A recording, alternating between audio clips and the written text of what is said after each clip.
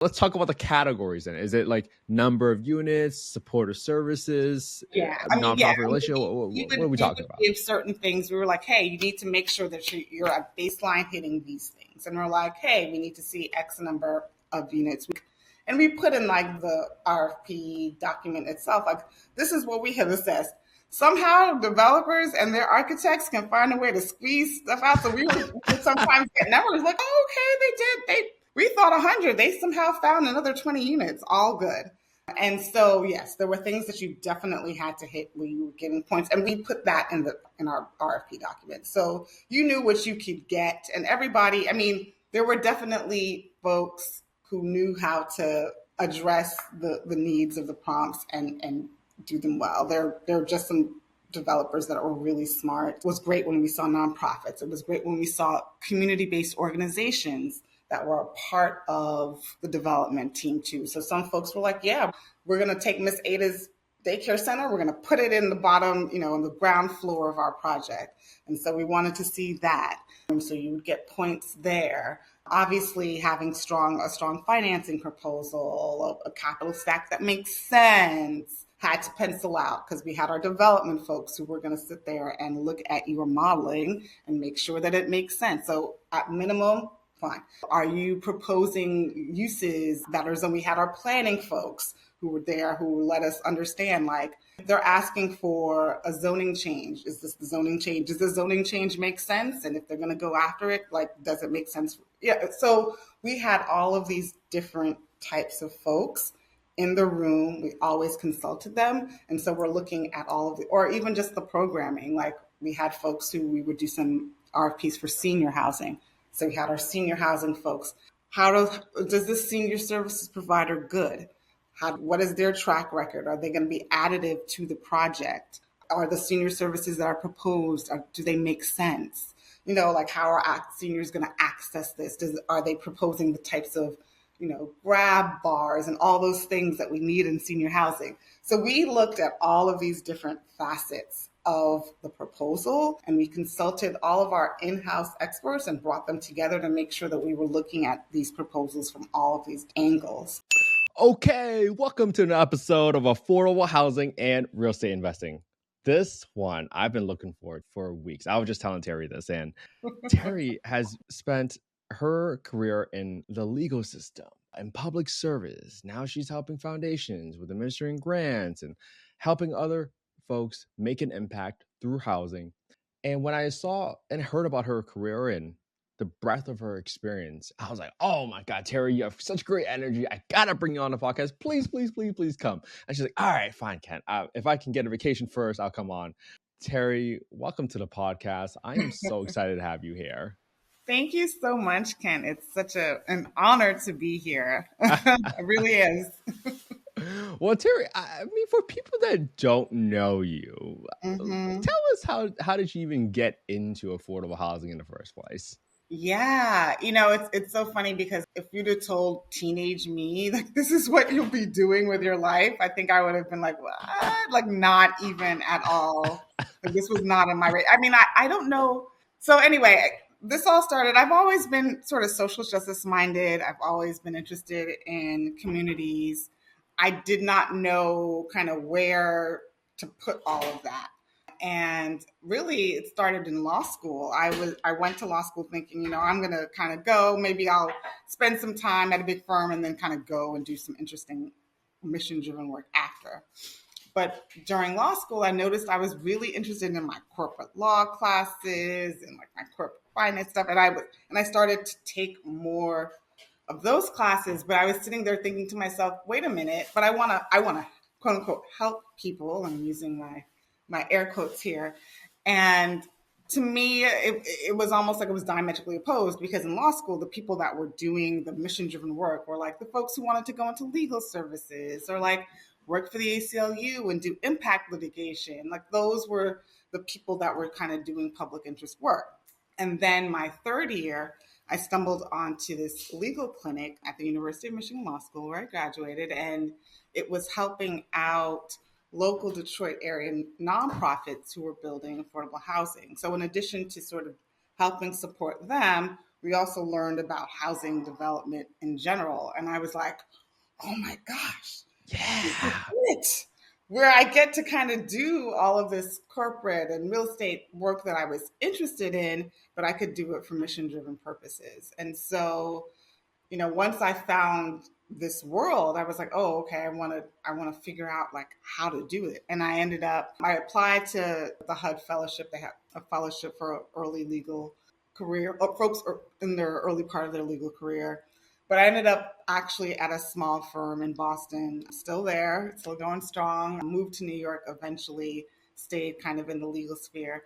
But I had always been interested in the policy side of things. And also, when I was doing the work and kind of learning how to be an affordable housing transactional lawyer, I often thought to myself, well, if the policies and the programs were better crafted, it would just make my clients' lives so much easier. Like if we had the better programs, we had better policy, like they wouldn't have to be kind of going back and forth trying to figure out how to put these deals together. And so I'd always had an interest in government and policy. And so spent a short time in the New York City mayor's office and then took some time away from working, had my first child. And then afterwards kind of started my way back in, was working at Local Initiative Support Corporation, LISC, shout out to them, for a short time on their national housing team. And then decided, you know what, I think I really want to try to go into public service. This was at the beginning of the de Blasio administration. And Mayor Bill de Blasio was, for all New Yorkers' various thoughts about him, was very, very interested in housing.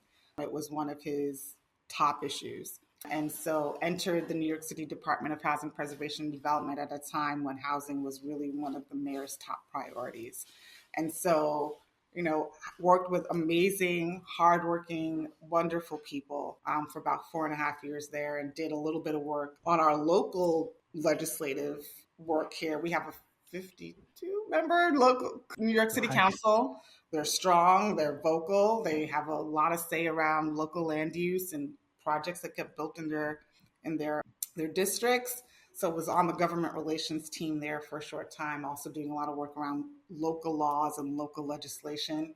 And then stumbled across this opportunity to kind of work in philanthropy, which for me, it wasn't necessarily, I was like, oh yeah, I want to do philanthropy. It was like, oh yeah, I want to work on housing in a different way. Yeah. So I was like, oh, I get to work on housing and work with cool organizations, some of which I knew, some of which I didn't. And yeah, like let's do this take a step back kind of work after I spent all this time doing all this other stuff. And it's been almost 6 years that I've been at Trinity Church, New York City, also known as Trinity Church Wall Street, and helped build their housing and homelessness grant making initiative. And I started working there in 2019, and I've been there ever since. So here I am. What a story. And what I want people to listen to this is, how people will say like, oh, you got to have it all figured out in college. And you are a perfect example of wanting to make an impact. And I tell people all the time, I was like, hey, this woman named Terri told me, hey, it used to be when you go to law school, you could only make an impact through ACLU, right? And you proved that to be wrong. And I'm really hoping that someone out there listening today might be pursuing whatever career. It might be accounting, it might be law, who cares? But you can make an impact in housing. So before I step into your career, I want to just take one step back. And I mean, tell us about your family. What was your relationship with like affordable housing? Like, did you live in affordable housing? Because I kind of want to hear that story. Yeah, no, I did. It's funny, like I didn't realize until deep in my career, I said, wait a minute, I grew up in affordable housing. And I spent most of my early years living in something called a Mitchell-Lama cooperative. The Mitchell-Lama program was a program that was started in the 60s and 70s, really to keep middle-income people in New York City, as well as to build housing. The city had gone through significant amounts of disinvestment, and it was just a really tough time in the city, and they wanted to keep people here, and we desperately needed the housing. So, two folks in the New York State Legislature created this program. Some of the program was it wasn't a low income program, which I think is important to remember, but it was, for moderate middle income folks. And some of them are cooperatives where people are doing limited equity cooperatives. So you're only putting in a certain amount of money vis-a-vis your income, and then you get some of it back at the end. But it's a complex program. There are people that are doing rentals. There are people that are mutual cooperatives that are not limited equity. So it's a vast program. But needless to say, my mom is a single mom. I'm an immigrant. My mother and I are immigrants, and living in this form of affordable housing was so important in terms of making our lives stable. My mom could afford to have us live in a lovely space that she could afford on a single income. And that just laid the foundation for us. My mom lived there from 1984 to 2012. Wow. Yeah. And so, I grew up there pretty much. And she spent a large chunk of her adult life living there. And just the stability of that was so vital in terms of me being able to be the student I was, to be able to get to the places that I've been able to get to. And I think we sometimes forget that this work is really about people having a place to live and grow. So, yeah.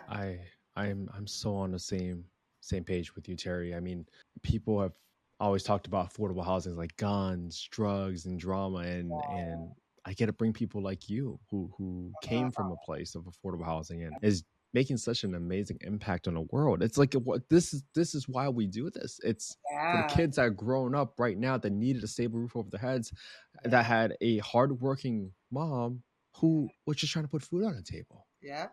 Yep. It's Thank you for helping me debunk the myths here. yeah, when we think about it, right? Like, we don't know. I love LeBron James because I think he sort of started out, he would be great to have on your show. But he started his school, right? He started a charter school. And then I think several years later, he came back. He was like, no, I have to go into housing because I've started this school and these kids are getting this great education and all of this enrichment. But then some of them are like me. And I think he also had some issues with housing instability as he was growing up as well, too. And he was like, I have to build housing because a lot of these families, they don't have a afford. And it's affecting these children's ability to be in school, stay in school, and excel. So I think we sometimes forget the sort of really foundational nature of the work, and that yes, we're building units and blah blah blah blah, but it's also about the people at the end of the day. I just got like goosebumps as you were. The best thing about starting this podcast has been getting to meet people with amazing hearts, big hearts like yours, Mm-hmm. and it makes me feel really good knowing Oh, that my daughter is growing up in a world with someone like you in it. thank Seriously, you. Thanks, man. that's it's really cool. This is probably the best part about my life right now. This podcast, getting to meet people like you.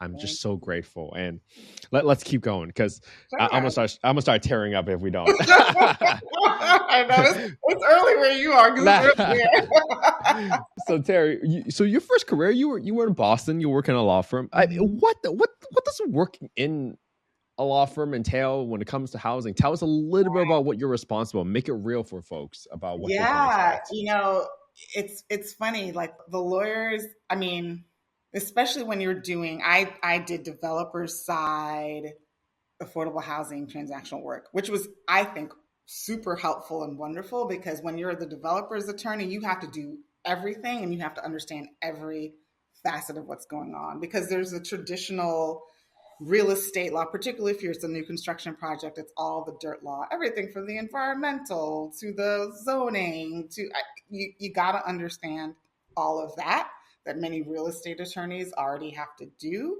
And then you have to understand the financing. And so making sure that limited partnership agreement or that operating agreement for your single purpose entity, is everything is checking out, making sure all of the mortgage financing documents make sense, understanding all the other regulatory agreements that are a part of those financing documents if you're getting public money. And then also, sometimes my job was just literally forming entities, all the various ownership entities that are part of the ownership structure, making sure that if I had to do joint venture agreements because sometimes my clients were partnering with either for-profit entities or maybe a faith-based organization and they're partnering together. So if you've got multiple parties, sometimes we're doing the joint venture agreements. I had to do leases because a lot of times it was name something that happened on that site. There was a strong chance that at some point or another, the attorney working, particularly if you're on the developer side, and then a lot of times too. I mean, our counsel who were, our for our lenders were also looking at this stuff because that might affect their ability to get their repayment. So it's just you're focusing on so many different aspects of the project, and you have to be able to, at least at a very cursory or even deeper level, understand what's going on to help support your client. But yeah, like sometimes I would just be doing things like corporate votes, drafting corporate votes. I mean, it touched so very much, but it allowed you to really understand all the different facets of the development process. So while I may not be an expert at certain types of zoning, or I might not be an expert at, this or that, I'm able to understand what's going on. And I didn't realize how important that was for some of the work that I would eventually be experiencing and doing. And so I go back and forth. I have mixed feelings about law school and sometimes even having been a lawyer, but I don't begrudge all of the amazing things that I learned in my time practicing law. Wow, that was such a great explanation, first of all, Terry, because I mean, sometimes people have this ambiguous idea of like what a developer is. They think, oh, a developer is just a builder. And that's so far from the truth everything you just described, that's essentially what a developer is. You knew everything from zoning, entitlements, environmental to financing.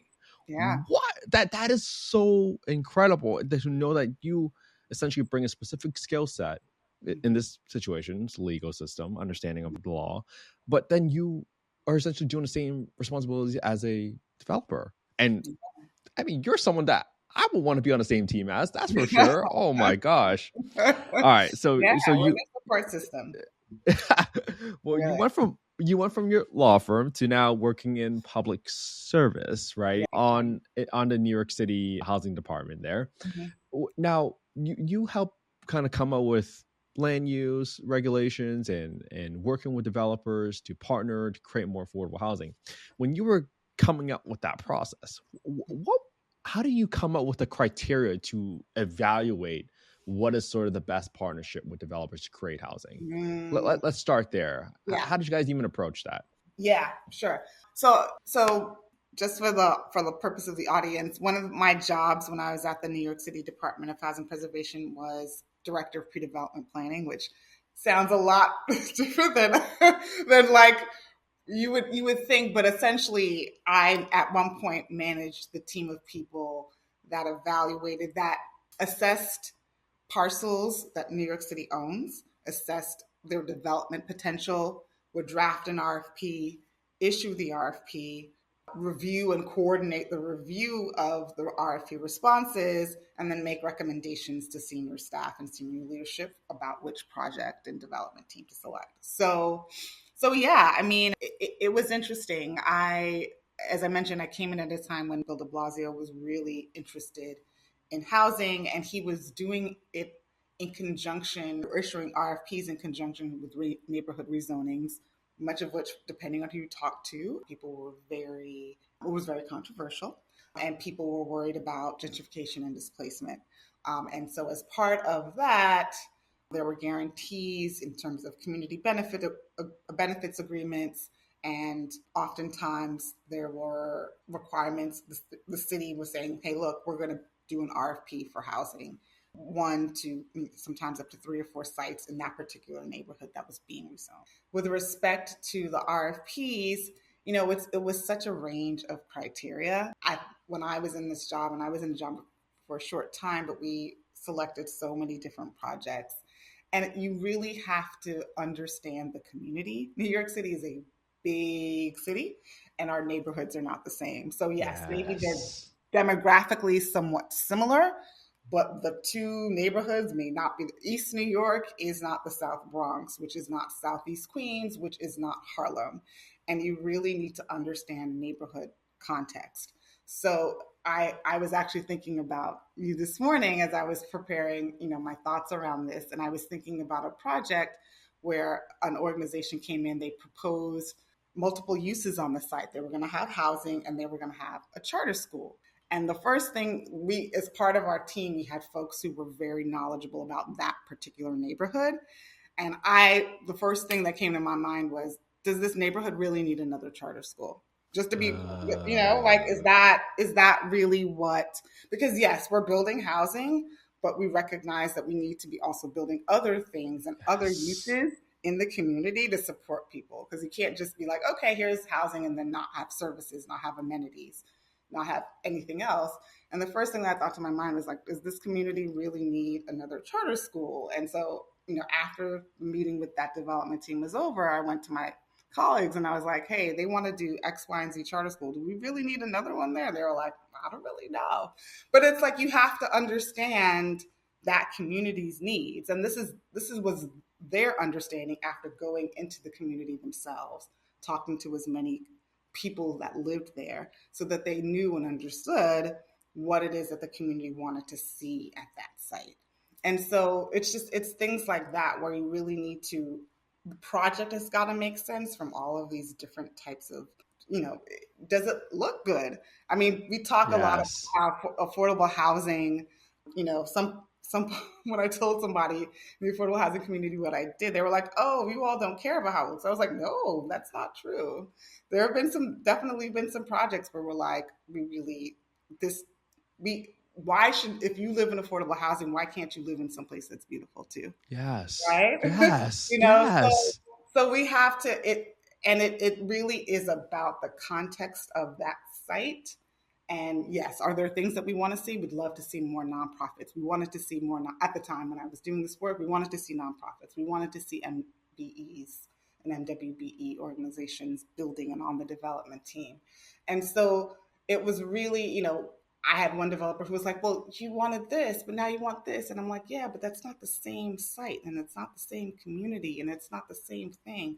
And we have to build housing that makes sense in that particular location based on like what community needs are, what folks from the community are telling us.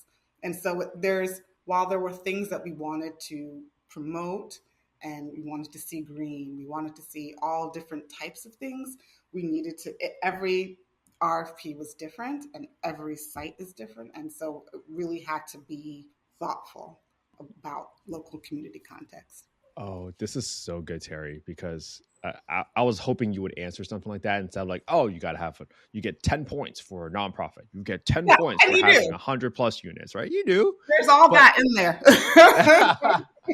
Well, okay, let's talk about the categories then. Is it like number of units, supportive services, nonprofit relationship? What are we talking about? Give certain things. We were like, hey, you need to make sure that you're at baseline hitting these things. And we're like, hey, we need to see X number of units. We think, and we put in like the RFP document itself, like this is what we have assessed. Somehow developers and their architects can find a way to squeeze stuff out. So we would sometimes get numbers like, oh, okay, we thought 100. They somehow found another 20 units, all good. And so, yes, there were things that you definitely had to hit when you were giving points. And we put that in our RFP document. So you knew what you could get. And everybody, I mean, there were definitely folks who knew how to address the needs of the prompts and do them well. There are just some developers that were really smart about putting, really thoughtful proposals together. It was great when we saw nonprofits. It was great when we saw community-based organizations that were a part of the development team too. So some folks were like, yeah, we're going to, Miss Ada down the block, we're going to take Miss Ada's daycare center. We're going to put it in the bottom, on the ground floor of our project. And so we wanted to see that. And so you would get points there. Obviously, having a strong financing proposal, a capital stack that makes sense, had to pencil out because we had our development folks who were going to sit there and look at your modeling and make sure that it makes sense. So at minimum, fine. Are you proposing uses that are, so we had our planning folks who were there who let us understand, like, they're asking for a zoning change. Is this the zoning change? Does the zoning change make sense? And if they're going to go after it, like, does it make sense? Yeah. So we had all of these different types of folks in the room. We always consulted them. And so we're looking at all of the, or even just the programming. Like, we had folks who we would do some RFPs for senior housing. So we had our senior housing folks. Does this senior services provider good? What is their track record? Are they going to be additive to the project? Are the senior services that are proposed, do they make sense? Like, how are seniors going to access this? Are they proposing the types of, grab bars and all those things that we need in senior housing? So we looked at all of these different facets of the proposal, and we consulted all of our in-house experts and brought them together to make sure that we were looking at these proposals from all of these different angles, because you need to, because they're not, This it is what it is. But yeah. This is so comprehensive. First of all, it's well thought out, well explained. This is more this 1 hour conversation is probably more valuable than like a 2-year master education in real estate development right now, Terri. This is so good. This is so good. I mean, it was obviously fair, it was transparent. It was very collaborative too. It sounded like you were talking back and forth with developers and giving them feedback. And you hinted to this earlier where you talked about, hey, a developer has this grand idea, like, oh, the community is going to love my idea. Yeah. And then you picked up right away. It's like, hey, can we really need a charter school? Yeah. Another charter school. I love that thought, that input, that little piece of nugget out there, because it transcends just the thought of, hey, do they need another school? It's, what are you doing for that community to make it a win-win-win for everybody? Yeah. What other sort of mistakes do you typically see developers making when they try to partner with the city? Because this is so good. This is the like $1 million lesson, in my opinion. No. Yeah. I mean, I think the community engagement piece is, I think the tide is changing, and we'll say for 2025, or the vibe in the city is changing. I think because when I was doing a lot of this work, there was so much of it happening at the time, and many communities were like, wait a minute, back up. And so there was a lot of, and some people would say what I'm about to say is unfair, but NIMBYism to some degree, and not NIMBYism in the sense of we don't want this at all, but folks are like, hey, maybe what you saw as NIMBYism was communities challenging the city to make sure that whatever was actually getting built made sense. But a lot of times I would say developers not really taking the time to understand the communities that they're building in, not taking the time to engage with the community, not really understanding that there are larger forces. So a lot of times the city has only so much money every year for housing development. So sometimes folks, you can't get your building or whatever closed in June or December, as that tends to be closing season in New York City. And so folks will get real upset and make phone calls and do whatever else. And, there are oftentimes, depending on who you are, maybe things change, but I think that oftentimes there's a sense that, we just are, or I should say, folks in city government just have all of these different things, and we're just sort of making decisions willy-nilly. And I think a lot of folks don't remember that government can do a lot, but it can't do everything. Does that make sense? Yes, that's so good. Government can do a lot, but it can't do everything, at least not how it's currently structured. And so I think a lot of times I see it with the general public, you'd see it with the development community.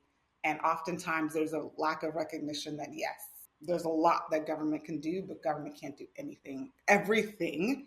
And that there are constraints to the work that is happening, and to the extent that, because I don't know anybody in city government working on housing that doesn't want to see projects go forward, that doesn't want to see things happen. Yes. Thank you. Oh, you mean you can't just snap a finger and make a building appear out of nowhere? Right. And some of that, some of that is government's own making, right? Like, we have zoning, we have land use processes, but balancing processes, balancing what government can do, like the folks in public service are constantly making a lot of, just having to pivot, having to figure out ways to make things work. And it's not always easy. And I don't know if everyone understands. And so Yeah. whenever I see my former government colleagues that are still in government, I give them a hug and I encourage them because I know how hard it is. And this is why we do the podcast. It's Yeah. to thank people just like you, your former colleagues that are still in government, because I don't think there's enough appreciation, Mm-hmm. because you're getting pulled from all sides, and somehow you being in the middle, when you have the heart that wants to make an impact through housing, is getting a phone call from the developer yelling at you saying, why isn't it done? You're getting your phone call from the other side saying, why is that in the community? It's just, I Yeah. wish it was more collaborative, and I Yeah. think we're trending in the right direction with how we're having these conversations right Yeah. now. Yeah. And well, Terri, when you were talking about community engagement, and the reason I want to highlight this is because there's some folks out there that feel like, oh, I'm not qualified. Who am I to become a developer? Who am I to say I can be on the development team? But community engagement, that's important. Mm-hmm. Are we talking about door knocking and talking to the communities? Are we talking about holding town halls? What is the sort of the right ways to engage community in your opinion? Yeah. I mean, I when we did this, we had a team of people in my larger department who that was their job. It was their job to go into learn sort of who are people and the entities, big and small, that were really locally loved, understood, and who really could give them a snapshot of sort of what happens on a day to day in that community. How do people, come together? How do people socialize? How do people, where are the points of conflict? And so when you go in and you learn and you really are going, I think, with a sense of humility. And I think some of the folks that I worked with did go in with a sense of real humility and wanting to learn and understand. And so I think it's really important that you do that you learn literally like, that's Miss So and so who has the community garden at the corner of, Bedford and Atlanta. I'm making this up, but Bedford and Atlantic. And that person, everybody loves that community garden. Everybody goes there, every summer, like during the weekends, and spends time together. Like there's all of these different things that like you need to I think, do.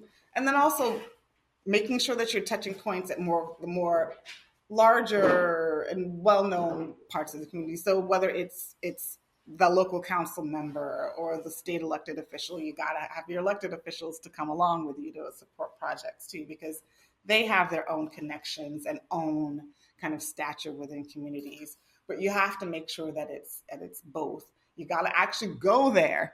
Like Yeah. most, we used to go and like physically walk around and like, oh, okay.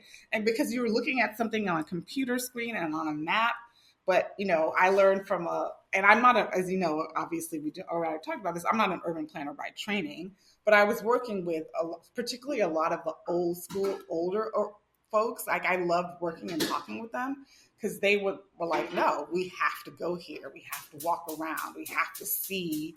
Oh, Yes. that's a multiple, I don't know, garages, like 3 blocks from the site. What does that mean for this development? Or we're seeing that there's 3 schools and 2 parks. Oh, okay. So that's where the potential children that are going to be in this building are going to go to school, where they're going to play.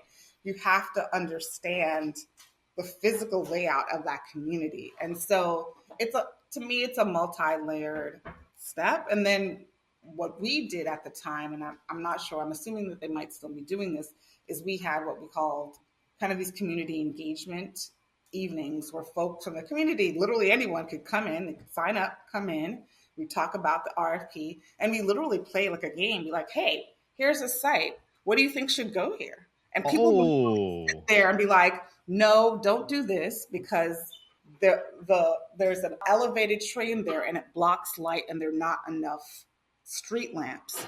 So whatever wow. happens, we need you all to give us street lamps here to make it more elevated. Or yeah, put a building here and put something on the bottom that's lively that people are going to come to because nobody walks there. And that will enliven the area and also make it safer. But people would literally tell us like these small little details because who knows their community better than the people that actually live there?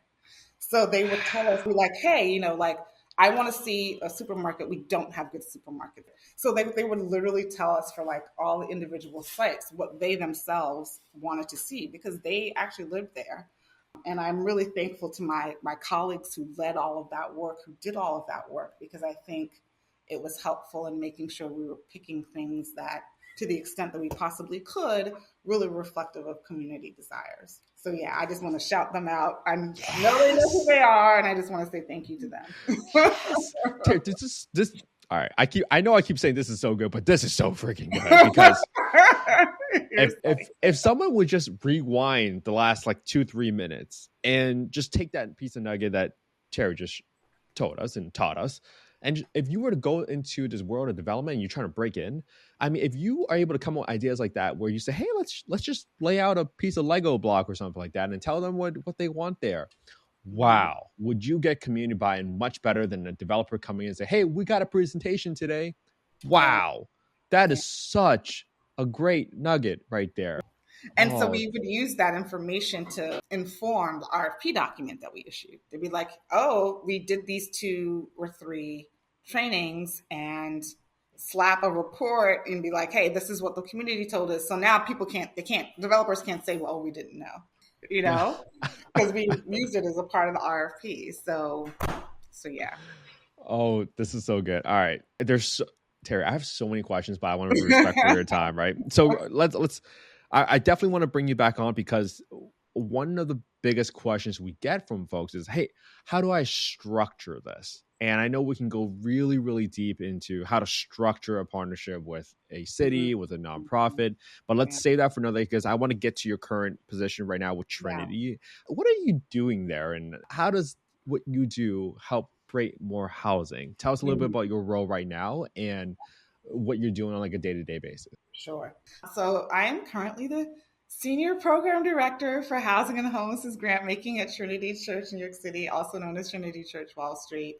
And essentially, Trinity about 6 years ago started a strategic grant making arm within the church to sort of deploy its resources deeper into both New York City and the national and also international world. Some of my colleagues actually do international grant making. We started making grants specifically. Trinity has always made grants. I think that what's different with the work that I do now is that it's now around sort of theory of change, and there's this whole strategy that we kind of came up with. My boss came up with, and so there is this idea now that, and have for the last 5+ years been making grants around certain sort of areas that make sense based on what folks were seeing across New York City, and as well as sort of Trinity's history of Trinity is a large landowner here in New York City. Most of the real estate that Trinity owns or land leases to others is commercial, but they actually are part owner of a HUD 202 project, a senior housing development in Lower Manhattan. So my work is essentially going out and finding organizations and or soliciting proposals from organizations and making grants to them. And we have sort of what we call like we started with this sort of strategy around what we call pillars. So just sort of larger areas where we thought, this is where we need to be deploying funds. So some of it is around narrative change work and around how and policy advocacy, because systems change, like I mentioned before. Like if we could just have the right programs and policies, that would help a lot of housers to do their job better. So we support a lot of the major housing policy development organizations here in New York City. But we also do a lot of work around communications and around narrative change and around community building around housing issues. Then we focus a lot on prevention, upstream prevention of homelessness. And so Yes. how do we keep people that are already housed in their homes? Because, I mean, you live in California, I live in New York City, like we are surrounded by water. There is only so much land here. So we are not going to 100% build our way out of this. So we need to keep people in their homes and figure out ways to make sure that they remain stably housed in housing that they can afford. Some of that has to do with affordable housing development. I did some grants a few years ago building up the capacity of nonprofit developers. There are a lot of folks even here in New York City, who want to do housing, want to do more housing, but they don't have the access, as much access as they would like to pre-development funding, or even just money to hire on a consultant to say, hey, like, come help support us for, a year as we're doing this project, or they don't have the money to be nimble to take advantage of some sites. So being able to put down a deposit for a purchase agreement for a site that they're seeing out there. And so we did some grant making around that to help support nonprofits in particular who wanted to develop housing. We do a lot of work with some other colleagues at Trinity around faith-based organizations being able to use their land to be able to develop affordable housing. That is a hot topic right now in New York City and state, and I'm sure all around the country. So doing some grant making to help build capacity around being able to, support those organizations. And then we also have a small part of our portfolio that is around justice involved folks who are coming home from jail and prison, because they have very specific needs. And many of them sadly leave Rikers Island here in New York City, or leave a prison from upstate. Oh, hello. And go right into a homeless shelter, which is, absolutely atrocious. And so we have been doing a lot of work kind of funding organizations that support folks who are coming from jail and prison. But yeah, eviction prevention, helping specific populations. So families who are survivors of domestic violence. That's one of the largest drivers of family housing in New York City is domestic violence. LGBTQ youth and youth and young adults in that 16 to 25 age range. There's so many homeless or housing unstable young people. And so, yeah, we've tried to kind of think about changing the narrative, pushing the right policies, preventing homelessness to the extent that we can. And we kind of, once we sort of look at it from that lens, and then we kind of filter down and figure out who are doing like really interesting work, and or a lot of times our work helps people build new programs, because there's a lot of our grantees do a lot of government contract work, but the government contracts ask for very specific deliverables, and they're like, yeah, I'm doing this work, but I'm noticing that there's this whole other issue over here that's not being addressed, but my government contract isn't going to fund me to do that. Can you help me do that? Because here's a gap in the work that we can move forward, and it'll make things better, but we don't have a funding source. So that's often where we come in. Wow. I mean, just talk about the impact across all fronts, from stimulating production of housing to now you're working philanthropy. I know someone's going to watch this podcast one day, Terri, and just feel inspired by what you're doing. So. We need more housers. They're gonna feel like it's possible. They're gonna feel like it's attainable. That's what's most important. And they're gonna be inspired, like, hey, if I got the time, if I got the energy, if I got the resources, I can make an impact based on just listening to this one episode with Terri today, because they're gonna say, hey, maybe I can go study law, or maybe I can go do community engagement, or maybe there's a career in philanthropy for me. Yeah. Pick who you want to help and how do you want to help them, and just take a step. Today, Terri gave you so many steps that you can take. Yeah. So many. I believe, if you're listening to this right now, I believe in you, because Terri was so gracious with her time to come on and spend this time with us and share our knowledge from just how the government works to how philanthropy works. Terri, I know we're at time, but I got one more question for you, because this is the question I ask everybody else, right? And the genesis behind this question is that when I started this podcast 3 years ago, Terri, I didn't make it to become Instagram famous. My first month, I had like 17 views, and I'm pretty sure it was just my mom clicking on it, to be honest with you, right? And people have always said, you can't solve for affordable housing. And I said, I don't believe that. I believe that it's just a matter of time before we collect all the pieces to the puzzle. And honestly, Terri, I view you as one big piece of that puzzle, with just the experience and information that you shared today. Terri, why do you think affordable housing, particularly the lack of supply of affordable housing, has just been so hard to solve for? Ooh. This is a Terri opinion. This is not reflective of my employer or anybody else, but I really feel like, and I said this to somebody think it was yesterday, because it's just something that's come on my heart pretty recently. But I think we work under this model that we hope people will want to do this work. Does that make sense? Like, we have to create incentives to get developers to do that. And I don't care if you're a for-profit or if you're a nonprofit. If you want to do affordable housing work, I think you're amazing, because there's so many other things that you could be doing that are a lot less stressful, a lot easier to do. You will make more money. If you want to do affordable housing, I don't care who you are. I think you are an amazing person, and I want you to keep doing it. That being said, I feel like we kind of hope that the market will do this work for us. And we are depending on, I just feel like there could be a larger government role in housing development than there has been historically in the last 40 or so years. Someone was like, I wish someone would just build like a regular, like I don't need to have, and here in New York City, you have buildings with playrooms and gyms and a dog run. And like, someone's like, I don't need all that. I just need a clean, safe place with a couple bedrooms that I can live in. And that's all that I want. But everything has to be incentivized. Everybody wants there to be somewhat of a profit margin. And I get it, because everyone needs to live. We live in America.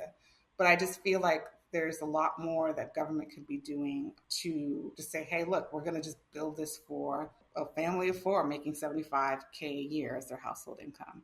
And those folks, maybe they're not on public assistance or they're not needing this, but they're still struggling in this market. And we have to take a deeper, more active role in making sure that these folks have a place to live. I'm talking to a lot of my grantees now around more cooperative ownership models. But I think that I think that we can't completely depend on even our nonprofit or for-profit private developers to do it. I think we need to have more of a deeper government presence, because I think that if government is doing the work that it should be and thinking about doing the most for the most citizens, then I think ultimately that's kind of where we need to go. But that's, again, a very, I think, controversial take. I don't think so.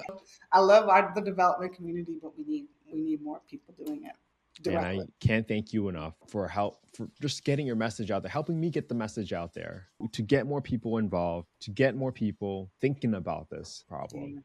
Yeah. And we started off today just by debunking the myths of who lives in affordable housing. Yeah. Because everybody runs away. They think scared, like, oh, I don't want to touch that. They say that, or those people. And it's just like, that's not what this is. If you only just spent the time walking the neighborhoods, like Terri talked about, understanding the community, you're going to realize that there's so much impact and so much positive change that we can make. Mm-hmm. And you coming onto this podcast today, Terri, has inspired so many people. You have shared such critical knowledge that you can't get from a typical master's education in development, because that's real life experience. You can't make this stuff up. And Terri, for people that want to get in touch with you or find out more about what you're doing, I mean, where can people find out more about you? Yeah, I mean, our work, we're now in the process of actually revamping our website a little bit, but you can go online, trinitychurchnyc.org. There's a whole section about our grant making. You can kind of take a look at some of the things that we've been making. I'm on LinkedIn. So yes. This is how I found Terri. It was so nice. She was so nice to answer my message. You have no idea how many people ignore my messages, but Terri, I was like, oh, okay. I love podcasts. So I was like, oh, an affordable housing podcast. What? But yeah, you can read a lot about me and my colleagues in terms of like what we're doing. Not me. Not me personally, but I'm on LinkedIn. So no, Terri, you have certainly renewed my faith in people that want to do good in this world. I just feel so reinvigorated, like listening to your story today and the people that you're able to help. I'm just so grateful that you came on the podcast today, Terri. Thank you so much for coming on today. I had so much fun on this conversation with you. Same. Thank you for having me, Kent. I appreciate it so much. All right. So I'm going to leave a link down below so that people can follow Terri, and just don't blow up her DMs that much. All right. But yes. Terri, I would definitely want you to come back on a podcast to talk more about the structures, how to work with government, because I think that's just such a big, it's like behind a closed curtain, and no one can ever open that curtain to share with people like, hey, what are the possibilities? If only they knew what the possibilities are, I truly believe we can make so much impact. So I'll see you soon. All right. All right. Thank you so much. Take care. And we are out.